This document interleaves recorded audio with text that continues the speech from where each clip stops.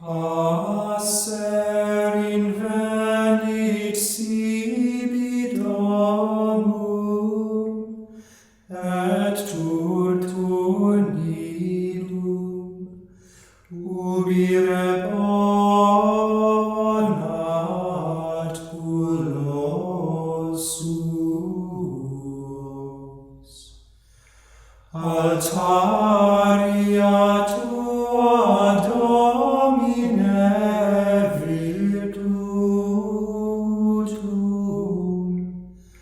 rex meus, et Deus meus, beati qui habitant in domo tua, in saeculum saeculi. Laudamunt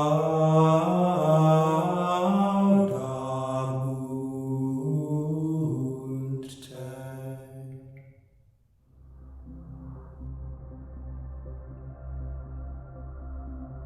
Today's antiphon is from Psalm 84, which begins, "How lovely your dwelling, O Lord of hosts! My soul yearns and pines for the courts of the Lord. My heart and flesh cry out for the living God." It is a song of pilgrimage, recalling the three great pilgrimages the ancient Jews made to the temple of the Lord. We can imagine the pilgrim psalmist entering Jerusalem, restless until he can catch sight of the temple rising on its massive stones above him, one of the wonders of the ancient world, and the greatest wonder, the place of God's living presence among men.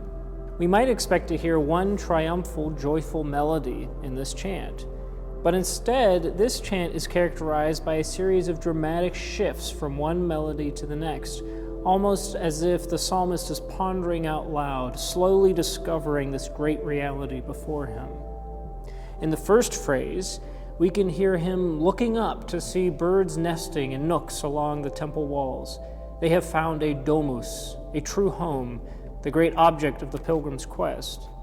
And in this image, we discover that the sign of the home is that it is the place where life is communicated, where the dove lays her young ones.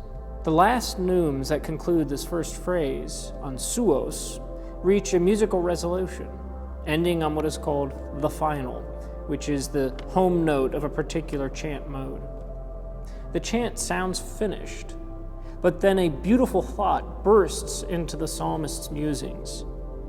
Altaria tua Domine virtutum, rex meus et Deus meus.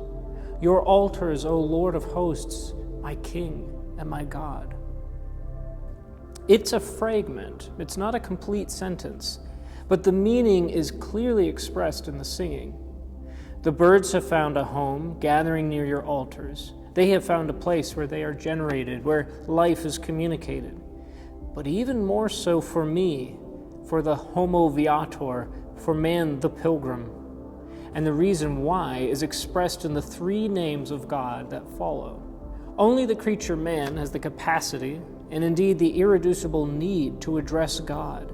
And this breaks out, soaring to the highest note of the chant on Domine virtutum, O Lord of hosts. Here is the most basic and transcendent recognition, the Lord of hosts, that mysterious power which the grandeur of creation and the restlessness of the human heart point to. Then the psalmist's thought begins to shift, and the melody descends gently, Rex meus, my King.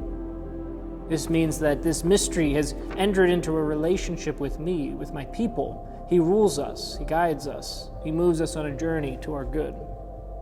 But the final phrase is the most interesting. The melody rises and then descends to the lowest note of the piece, and it also modulates, sounding like a revelation of something new, something he only dares to whisper. Deus meus, my God. It is the third name in which our most intimate connection to this mystery is revealed. The transcendent Lord of hosts, the great King who governs us, is also my God, at the root of my being, sustaining me, loving me into existence. In these three names, we have melodically traveled from the highest to the lowest, and from the most distant and most transcendent to the most intimate revelation of the one who is at once our home and the destiny that sets us on our pilgrimage. So we can sing with the psalmist with wonder and gratitude. Blessed indeed are those who dwell in your house, as we enter into the communion procession, which is itself a kind of double pilgrimage, in which we pilgrim beggars come up, like the birds, but with so much more awareness, to the altar of God, to receive Christ, the pilgrim King, who comes down to raise us up into his domus, his home.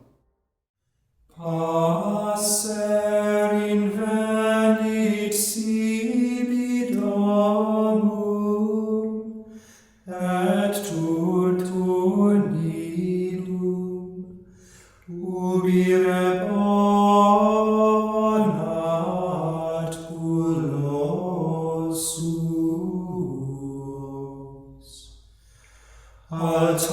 Altaria tua Domine virtutum,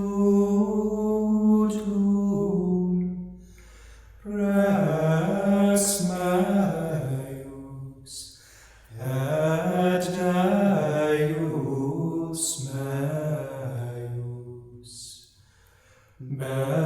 Beati qui habitant in domo tua, in saeculum seculi.